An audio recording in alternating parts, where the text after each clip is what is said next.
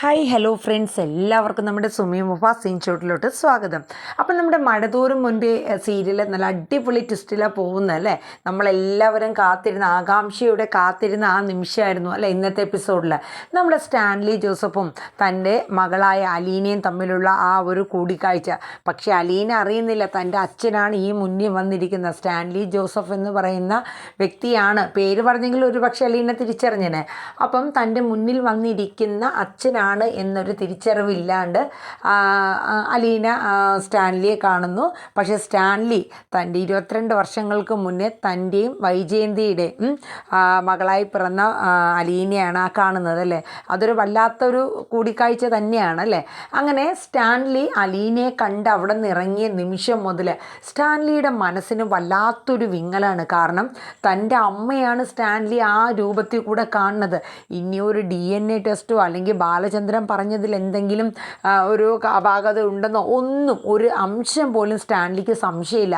കാരണം ഇതിൽ കൂടുതൽ കൺമുന്നിൽ തന്നെ അങ്ങ് നിൽക്കുകയാണ്. തൻ്റെ അമ്മ നിൽക്കുന്ന ചെറുപ്പകാലമാണ് അങ്ങ് കാണുന്ന സ്റ്റാൻലിക്ക് വീണ്ടും വീണ്ടും അലീനയെ കാണാനുള്ളൊരു കൊതിയാണ്. കാരണം എന്ന് വെച്ചാൽ ഈ ബാലചന്ദ്രൻ എന്നാണോ കുളത്തൂർ പുഴയ്ക്ക് വന്ന് സ്റ്റാൻലിയായിട്ട് ഈ കാര്യങ്ങളൊക്കെ സംസാരിച്ചത്, അതുമുതൽ ഇവിടെ അലീനയെ കാണാൻ എത്തുന്ന ആ നിമിഷം വരെ നമ്മുടെ സ്റ്റാൻലി ജോസഫിൻ്റെ മനസ്സിലുണ്ടായിരുന്ന ഒരു ടെൻഷനും ഇത് സത്യമാണോ, ഇതിലെന്തെങ്കിലും സത്യാവസ്ഥയുണ്ടോ, അതോ എന്നെ കബളിപ്പിക്കുന്നതാണോ. കാരണം നമ്മുടെ ഔതക്കുട്ടിച്ചായൻ പറഞ്ഞു വിട്ടേക്കണ കേസ് അതാണ്, നീ ആ വെട്ടിലൊന്നും ചെന്ന് ചാടരുത് എന്നൊക്കെ പറഞ്ഞാണ് അപ്പച്ചൻ മകനെ ഇങ്ങ് വിട്ടേക്കണത്. പക്ഷേ വന്ന് കണ്ട അലീനയെ കണ്ടത് സ്റ്റാൻലിയുടെ കണ്ണിനെ പോലും വിശ്വസിക്കാൻ പറ്റാത്ത കാഴ്ചകളായിരുന്നു. അങ്ങനെ നമ്മുടെ സ്റ്റാൻലി നമ്മുടെ ബാലചന്ദ്രനോട് ഒരു തീരുമാനമായിട്ടൊന്നും അങ്ങനെ പറയുന്നില്ല. അതായത് ഞാൻ അലീനയെ കൊണ്ടുപോകാണ് അങ്ങനെ ഒരു ഉറപ്പോ കാര്യങ്ങളോ ഒന്നും കൊടുക്കുന്നില്ല. പക്ഷെ സ്റ്റാൻലി മനസ്സിലൊരു തീരുമാനം എടുക്കുകയാണ്. തനിക്ക് ഇനി മുതൽ 3 മക്കളല്ല 4 മക്കൾ, തൻ്റെ മൂത്ത മകൾ ഇനി അലീന എന്നൊരു തീരുമാനം എടുക്കുകയാണ്. അവളെ എപ്പോഴും കാണണം എൻ്റെ കൂടെ, അവൾക്ക് എല്ലാ സുഖ സൗകര്യങ്ങളോടും കൂടി എൻ്റെ ബാക്കി 3 മക്കൾ അനുഭവിക്കുന്ന എല്ലാ സുഖ സൗകര്യങ്ങളും എൻ്റെ അലീന മോക്കും കൊടുക്കണം എന്നുള്ളൊരു തീരുമാനം സ്റ്റാൻലി എടുക്കുകയാണ്. അപ്പോൾ അതിൻ്റെ മുന്നോടിയായിട്ട് അലീനയ്ക്ക് വേണ്ടുന്ന കുറേ കാര്യങ്ങളൊക്കെ മേടിക്കുന്നുണ്ട്. എൻ്റെ മോക്ക് എന്തൊക്കെയാണ് ഇഷ്ടം, എന്തൊക്കെയാണ് വേണ്ടത്. കാരണം വേണ്ട കാശും എല്ലാം ഉള്ള ആളാണ് സ്റ്റാൻലി. ഒന്നിനും ഒരു കുറവ് ഇനി അവളുടെ ജീവിതത്തിൽ ഉണ്ടാകരുത് എന്ന തീരുമാനമാണ് സ്റ്റാൻലി എടുക്കുന്നത്. അങ്ങനെ സ്റ്റാൻലി അലീനയ്ക്ക് വേണ്ടുന്ന കാര്യങ്ങളൊക്കെ പർച്ചേസ് ചെയ്യുന്നു. പിന്നെ കുളത്തൂർ പുഴയ്ക്ക് കൊണ്ടുപോകാനായിട്ട് തീരുമാനിക്കുന്നുണ്ട്. അങ്ങനെ അവിടെ എത്തിക്കഴിഞ്ഞാൽ അലീനയ്ക്ക് എന്തൊക്കെ ഒരുക്കങ്ങളാണ് അതൊക്കെ മനസ്സിൽ ഇങ്ങനെ കാൽക്കുലേറ്റ് ചെയ്യണം. അവളെ നല്ല രീതിയിൽ എല്ലാ സൗകര്യങ്ങളോടും കൂടെ തന്നെ അവളെ അവിടെ സ്വീകരിച്ച് അവൾക്ക് വേണ്ടുന്ന എല്ലാ കാര്യങ്ങളും ചെയ്തു കൊടുക്കണം. എൻ്റെ മോള് 20-22 വർഷത്തോളം ഒരു അനാഥയെ പോലെ ഒരു അനാഥാലയത്തിൽ കഴിയേണ്ടി വന്നു. ഞാൻ ജീവിച്ചിരിക്കെ അത് സംഭവിച്ചു എന്നുള്ളൊരു തോന്നലാണ്. അങ്ങനെ ഇങ്ങനെ ഇതൊക്കെ ആലോചിച്ചുകൊണ്ടിരിക്കുന്ന സമയത്താണ് നമ്മുടെ ഔതക്കുട്ടിച്ചായൻ നമ്മുടെ സ്റ്റാൻലി ഒന്ന് വിളിക്കുകയാണ്. എടാ നീ പോയിട്ട് എന്തായി, പോയ കാര്യങ്ങളൊക്കെ എല്ലാം കണ്ട് തീരുമാനിച്ചിട്ടൊക്കെ എല്ലാം ഇങ്ങനെ പോന്നേക്കണം കേട്ടോ എന്ന് പറയുന്നത്. അപ്പോഴാണ് നമ്മുടെ സ്റ്റാൻലി പറയണത്, അത് പിന്നെ അപ്പച്ച ഞാൻ പറഞ്ഞുവല്ലോ എനിക്ക് ഇനി മുതൽ 3 മക്കളല്ല എനിക്ക് 4 മക്കളുണ്ട്. എടാ നീ എന്തൊക്കെയാ ലാലിച്ച ഈ പറയണത്, 4 മക്കളോ, അതെപ്പോഴാണ് നിനക്ക് 4 മക്കൾ? അതെ അപ്പച്ചന് കാര്യങ്ങളൊക്കെ അറിയാം. അപ്പച്ചൻ്റെ മുന്നിൽ ഒന്നും ഒളിക്കുകയും മറയ്ക്കാനൊന്നും നിൽക്കണ്ട. കാര്യം വേറൊന്നുമല്ല, ഇനി മുതൽ അതായത് എൻ്റെ കൂടെ അലീന എൻ്റെ മകൾ ഉണ്ടാകും എന്നുള്ളത്. സ്റ്റാൻലി നീ എന്താണ് ഈ ആലോചിച്ചിട്ടെടുക്കുന്നത്? നീ അതിൻ്റെ ഭവിഷ്യത്തുകൾ ഇനി വരുന്ന ഭവിഷ്യത്തുകൾ എന്താണെന്നൊക്കെ നിനക്കറിയോ? ഞാനിപ്പോഴേ ഒരു കാര്യം പറഞ്ഞേക്കാം, നീ വേണ്ടാത്ത വയ്യാവേലികളൊന്നും നിൻ്റെ തലയിലെടുത്ത് വെക്കണ്ട. ആ ബാലചന്ദ്രൻ എന്ന് പറയുന്നവൻ വന്ന് എന്തോ പൊട്ടത്തരം പറഞ്ഞു എന്ന് വെച്ചിട്ട് നീ അത് വിശ്വസിച്ചൊക്കെയാണോ? അപ്പച്ചനൊന്നും ഇനി എന്നോടൊന്നും പറയണ്ട. എനിക്ക് ഈ 10-20 വർഷത്തോളം എൻ്റെ ഈ മകളെ ഒരു അനാഥാലയത്തിൽ വളർത്തേണ്ട അവസ്ഥയൊന്നും എനിക്ക് വന്നിട്ടില്ല. അതിലൊരു പങ്ക് അപ്പച്ചനുമുണ്ട്. ഇല്ലയെന്ന് അപ്പച്ചൻ എന്നോട് പറയരുത്. ഞാൻ എന്ത് പ്രതിസന്ധികൾ വന്നാലും അത് നേരിടാൻ തയ്യാറായി തന്നെയാണ് ഈ സ്റ്റാൻലി നിൽക്കുന്നത്. ഞാൻ ഒരാളുടെ മുന്നിലും തല കുനിക്കേണ്ട കാര്യം എനിക്കില്ല. എൻ്റെ മകളുടെ പിതൃസ്ഥാനം ഞാൻ ഏറ്റെടുക്കാൻ പോവുകയാണ് അപ്പച്ചാ എന്ന് എന്നെ പറഞ്ഞു. അപ്പോൾ സ്റ്റാൻലി പറഞ്ഞു, നീ നിനക്ക് തോന്നും പോലെ എന്താണെന്ന് വെച്ചാൽ ചെയ്യുക, ഞാൻ പറയാനുള്ള കാര്യങ്ങൾ പറഞ്ഞു, കാരണം ഇതിൻ്റെ ഭവിഷ്യത്ത് നീ ഒറ്റയ്ക്ക് തന്നെ വഹിക്കേണ്ടി വരുമെന്ന് പറയണേ. ഞാൻ വഹിച്ചോളാം അപ്പച്ചാ, എനിക്കൊരു മടിയില്ല, എൻ്റെ മകളാണ് അലീന, എൻ്റെ മകള്, എനിക്ക് അവളെ ഒരു നിമിഷം ഇനി പിരിഞ്ഞിരിക്കാൻ എനിക്ക് കഴിയില്ല എന്നൊക്കെ സ്റ്റാൻലി നമ്മുടെ ഔതക്കുട്ടിച്ചായനോട് പറയണ. ആ ഔതക്കുട്ടിച്ചായൻ ഇതങ്ങോട്ട് കേട്ടിട്ട് കാരണം സഹിക്കാൻ പറ്റില്ല. കാരണം എന്ന് വെച്ചാൽ ഇനി തൻ്റെ കുടുംബം, തൻ്റെ മക്കളും ബാക്കിയുള്ളവരും അതുപോലെ തന്നെ സ്റ്റാൻലിയുടെ ഫാമിലി കാര്യം വേറെയാണ് താമസിക്കണമെങ്കിലും അവരൊന്നും ഇത് അംഗീകരിച്ചു കൊടുക്കില്ല. സ്റ്റാൻലിക്ക് വേറെ 3 മക്കളുണ്ട്, ഭാര്യ, അവരാരും ഇത് അംഗീകരിച്ചു കൊടുക്കാൻ പോകുന്നില്ല. ഇനി ഇതിന് മേലെ വരുന്ന ഭവിഷ്യത്തുകളെന്ന് പറയണത് അതൊരു വലിയ ഭവിഷ്യത്ത് തന്നെയാണ്. അതിന് വലിയൊരു വില തന്നെ സ്റ്റാൻലി കൊടുക്കേണ്ടി വരും. പക്ഷേ അതെന്തൊക്കെയാണെങ്കിലും സ്റ്റാൻലി അതൊന്ന് നെവർ മൈൻഡായിട്ട് തന്നെ വിടുകയാണ്. ഇനി എൻ്റെ മകൾ ഒരു അനാഥയായിട്ട് വളരാൻ ഞാൻ സമ്മതിക്കില്ല എന്ന തീരുമാനം എടുത്ത് തന്നെയാണ് സ്റ്റാൻലി മുന്നോട്ട് പോകുന്നത്. അങ്ങനെ നമ്മുടെ സ്റ്റാൻലി നമ്മുടെ ബാലചന്ദ്രനെ വിളിക്കുകയാണ്. വിളിച്ചിട്ട് പറയുന്നുണ്ട്, അല്ല ബാലചന്ദ്ര, എനിക്ക് എൻ്റെ മകളെ ഒന്നുകൂടെ ഒന്ന് കാണാനുള്ളൊരു കൊതിയുണ്ട്. അപ്പോൾ ബാലചന്ദ്രന് മനസ്സിലാവുന്നുണ്ട് സ്റ്റാൻലിയുടെ ആ ഒരു വികാരതയും തൻ്റെ മകളോടുള്ള ആ സ്നേഹമൊക്കെ എന്താണ്, എത്രത്തോളം ഉണ്ടെന്നുള്ളത് മനസ്സിലാവുന്നുണ്ട്. കാരണം സ്റ്റാൻലി പറഞ്ഞുല്ലോ, എൻ്റെ അമ്മ അമ്മ നിൽക്കുന്ന അതേ രൂപം, അമ്മയുടെ ചെറുപ്പകാലം, ഒരു മാറ്റമില്ല. അവളുടെ നോട്ടത്തിലും നടത്തയിലും എല്ലാം സ്റ്റാൻലിക്ക് തോന്നിയത് തൻ്റെ അമ്മച്ചിയുടെ അതേ രൂപം തന്നെയാണ്.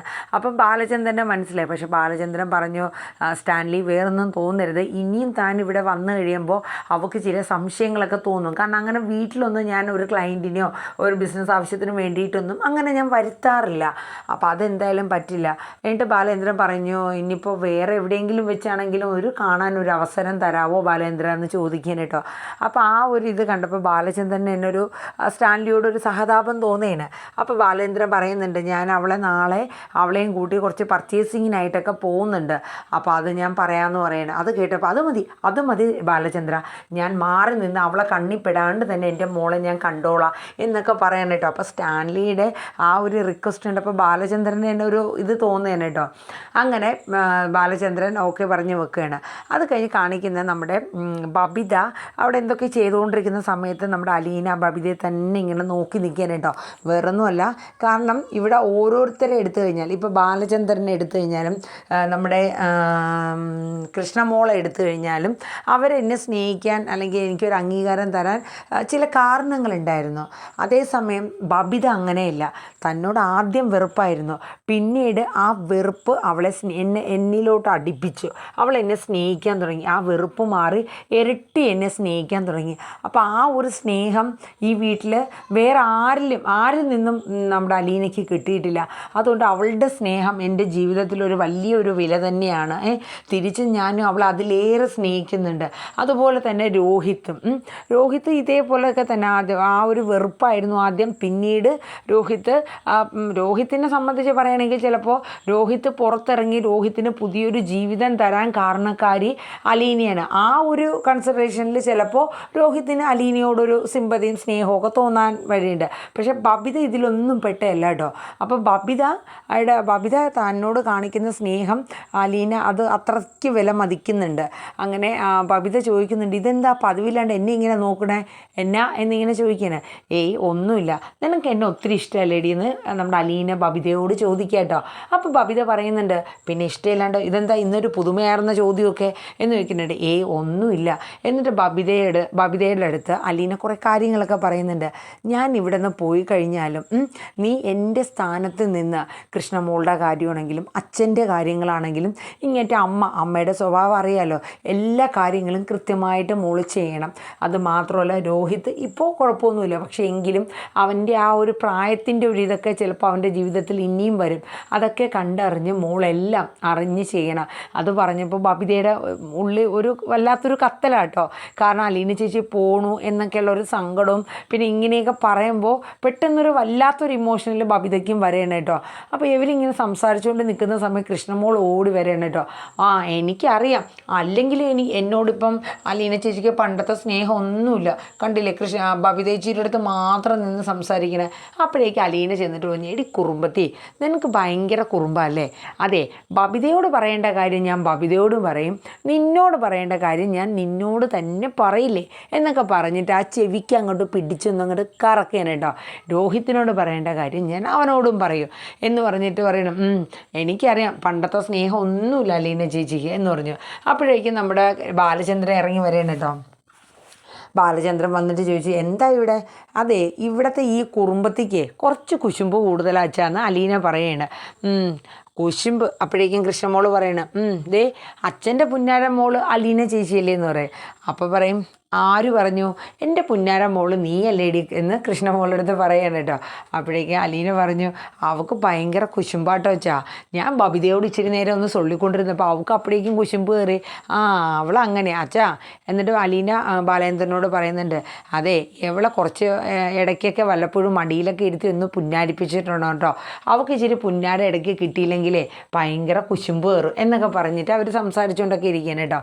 അത് കഴിഞ്ഞിട്ട് പിറ്റേ ദിവസം നമ്മുടെ ബാലചന്ദ്രൻ അലീനയും കൂട്ടി പുറത്ത് പോവേണ്ട. അപ്പോൾ കുറച്ച് സാധനങ്ങളൊക്കെ മേടിക്കണം. അലീനയുടെ മൈൻഡിൽ കുറച്ച് പലചരക്ക് സാധനങ്ങളൊക്കെ മേടിക്കാനും ഓർഫനേജ് കൊടുക്കാനും ഒക്കെ ഉണ്ട്. അപ്പോൾ അലീനയുടെ കയ്യിൽ ക്യാഷ് ഉണ്ടെന്ന് പറയുന്നുണ്ട്. അപ്പോൾ ബാലചന്ദ്രൻ പറഞ്ഞു, അതെ ആ ക്യാഷൊക്കെ നീ കയ്യിൽ വെച്ചിരുന്നാൽ മതി, ഇനിയിപ്പോൾ നീ മറ്റൊരിടത്ത് പോകുന്നതിന് പൈസയ്ക്കൊക്കെ ആവശ്യം വരും. അത് മാത്രമല്ല ഓർഫനേജിലുള്ള കാര്യങ്ങളൊക്കെ ഞാൻ കണ്ടറിഞ്ഞ് ചെയ്തോളാം, നീ പറഞ്ഞാൽ മതി. ഇപ്പം നമുക്ക് വേറൊരു ഷോപ്പിംഗ് മാളിൽ പോവാം, അവിടെ പോയിട്ട് നിനക്ക് വേണ്ട കുറച്ച് സാധനങ്ങളൊക്കെ മേടിച്ചോ. ഒരു വീട്ടിൽ പോകുമ്പോൾ വേണ്ട സാധനങ്ങളൊക്കെ എന്തൊക്കെയാണെന്ന് നിനക്കറിയാമല്ലോ. അപ്പോൾ അത്യാവശ്യം വേണ്ടതൊക്കെ മേടിക്കാൻ പറയണേ. അച്ഛൻ എനിക്ക് ആവശ്യത്തിനുള്ളതൊക്കെ ഉണ്ട്, അച്ഛൻ ഇനി ഒന്നും മേടിക്കണ്ടെന്ന് അലീന പറയണേ. അതൊന്നും പറ്റില്ല, നിനക്ക് ഒന്നിനും ഒരു കുറവ് വരാൻ പാടില്ല, അതെനിക്ക് നിർബന്ധം അടി മോളെ എന്ന് പറയും. അങ്ങനെ ഇവർ പോവാണ്. ഈ സമയത്ത് ബാലചന്ദ്രൻ നമ്മൾ സ്റ്റാൻലിയെ വിളിച്ച് എവിടെയാണ് ഏത് ഷോപ്പിലാണ് എന്നൊക്കെ ഉള്ളത് പറയണേ.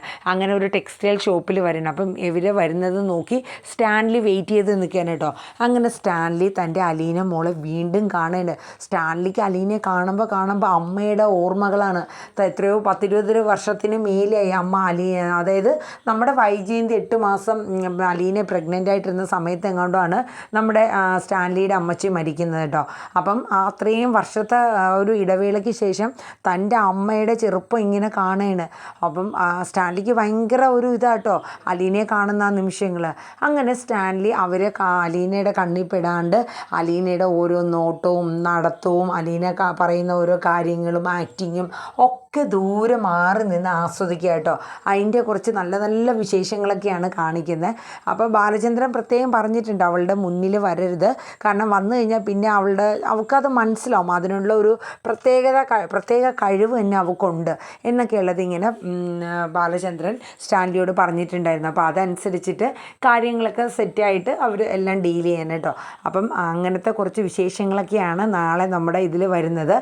പിന്നെ ഇതിൽ പ്രത്യേകിച്ച് ഇനിയിപ്പോൾ നമ്മുടെ വൈജയന്തിയുടെ അടുത്ത് നമ്മുടെ അലീന ചെല്ലുന്നുണ്ട്. അതായത് കൈതക്കൽ മാളിക വീട്ടിൽ ചെന്നിട്ട് ഓരോരുത്തരുടെ അടുത്തും യാത്ര പറയണതും കാര്യങ്ങളൊക്കെ വരെയാണ്. അതായത് അലീന പോകാനുള്ള നിമിഷങ്ങളായി വരെയാണ്. അപ്പോൾ ഇനി കുറച്ച് ദിവസം കൂടെ അലീന ഉള്ളൂ. അപ്പം തൻ്റെ സ്വന്തം അമ്മയോട് യാത്ര പറയുന്നതൊക്കെ ഭയങ്കര സീനാട്ടോ. പക്ഷേ പോകുന്നതിന് മുന്നേ ഒരു വാക്ക് അലീന പറഞ്ഞിട്ട് തന്നെയാണ് പറഞ്ഞത്. അതായത് എന്നെക്കുറിച്ച് ഇത്രയും മോശമായിട്ട് അമ്മ പറയുന്നെങ്കിൽ അമ്മയുടെ കുറച്ച് കഴിഞ്ഞ കാലം 10-22 വർഷങ്ങൾക്ക് മുന്നേയുള്ള അമ്മയല്ല മേഡത്തിൻ്റെ 10-22 വർഷം മുന്നേയുള്ള ആ ജീവിതം ഒന്ന് തിരിഞ്ഞു നോക്കണം, എന്നിട്ട് മേഡം എന്നെ കുറ്റം പറയണമെന്ന് പറഞ്ഞു. ആഗ്രയിലുണ്ടായിരുന്ന കാലം അതൊക്കെ വൈജയന്തി കേൾക്കുമ്പോഴുള്ള സീന് ഭയങ്കര സീനാട്ടോ. വൈജയന്തിയുടെ വാ മൂടിക്കെട്ടുന്ന കണക്കുള്ള ഒരു രീതിയാണ് പറയുന്നത്. അപ്പം വൈജയന്തിയുടെ വിചാരം ആ കഥകളൊക്കെ ചിലപ്പോൾ തൻ്റെ അമ്മ വഴി എങ്ങാനും ഇനിയിപ്പോൾ അലീന അറിഞ്ഞതാണോ എന്നൊക്കെയുള്ള ചില കാര്യങ്ങൾ ഇങ്ങനെ വൈജയന്തി ചിന്തിക്കുന്ന സീനൊക്കെയാണ് ഇനി വരുന്നത്. അപ്പോൾ എന്തായാലും നമ്മുടെ അലീനയെ സ്റ്റാൻലി കൊണ്ടുപോകുന്നുണ്ട്. അലീനയുടെ ജീവിതത്തിൽ ഇതുവരെ കിട്ടാത്ത എല്ലാ സൗഭാഗ്യങ്ങളും കൊടുത്ത് തന്നെയാണ് സ്റ്റാൻലി തൻ്റെ മൂത്ത മകളായ അലീനയെ കുളത്തൂർപ്പുഴ വീട്ടിലോട്ട് കൊണ്ടുപോകുന്നതും സ്വീകരിക്കുന്നതും. അപ്പോൾ ഇനി ഒരു ബുദ്ധിമുട്ടും ഇല്ലാണ്ട് തന്നെ അലീനയുടെ ജീവിതം മുന്നോട്ട് പോകും. പക്ഷേ കുറച്ച് പ്രതിസന്ധികളൊക്കെ അലീന നേരിടേണ്ടി വരും കേട്ടോ. കാരണം സ്റ്റാൻലിയുടെ ഭാര്യയും മക്കളും ഒന്നും അതായത് സ്റ്റാൻലിയുടെ കഴിഞ്ഞ ഒരു ഇതിൽ അതായത് തൻ്റെ ഒരു കാമുകിയായിട്ടുള്ള ആ ഒരു ബന്ധത്തിലുണ്ടായ കുഞ്ഞുമായിട്ട് വരുമ്പോൾ എന്തായാലും സ്റ്റാൻലിയുടെ ഫാമിലി അത് ആദ്യമൊന്നും അംഗീകരിച്ച് കൊടുക്കാൻ പോകുന്നില്ല. അപ്പം എന്തായാലും അതിൻ്റെ വിശേഷമൊക്കെ വരുന്നേ ഉള്ളൂ. അപ്പം നമുക്ക് കിട്ടുന്ന പ്രൊമോസ് അനുസരിച്ചിട്ട് നമ്മൾ ഇടുന്നതാണ്. അപ്പോൾ എല്ലാവരും നമ്മുടെ വീഡിയോസൊക്കെ ഒന്ന് സ്കിപ്പ് അടിക്കാണ്ട് കേൾക്കുക. ഇഷ്ടപ്പെട്ട് കഴിഞ്ഞാൽ ഒരു കുഞ്ഞ് ലൈക്കും ഹൈപ്പും തരാൻ മറക്കണ്ട കേട്ടോ. പിന്നെ നമ്മുടെ ചാനൽ ആദ്യമായിട്ടാണ് കാണുന്നതെങ്കിൽ ഒന്ന് സബ്സ്ക്രൈബ് ചെയ്തുകൂടെ വെക്കുക. അപ്പോൾ എല്ലാവർക്കും നല്ലൊരു ശുഭരാത്രി പറഞ്ഞുകൊണ്ട് തന്നെ നാളത്തെ മഴ തോരും മുമ്പേ സീരിയലിൻ്റെ പ്രൊമോ വീഡിയോ വൈൻഡപ്പ് ചെയ്യാൻ കേട്ടോ. അപ്പം നമ്മൾ കൃത്യം 6 മണിക്ക് നമ്മുടെ സാന്ത്വനം 2 ഇട്ടിട്ടുണ്ട്. നാളത്തെ സാന്ത്വനം 2ൻ്റെ പ്രൊമോ. അപ്പോൾ ഇത് കാണാത്തവരൊക്കെ ഉണ്ടെങ്കിൽ ഒന്ന് പോയി കേട്ട് ഇഷ്ടപ്പെടുകയാണെങ്കിൽ ഒന്ന് ലൈക്ക് ചെയ്ത് സപ്പോർട്ട് ചെയ്യുക. അപ്പം ഞാൻ നിർത്തുകയാണ്. Tata, bye bye, good night, thank you.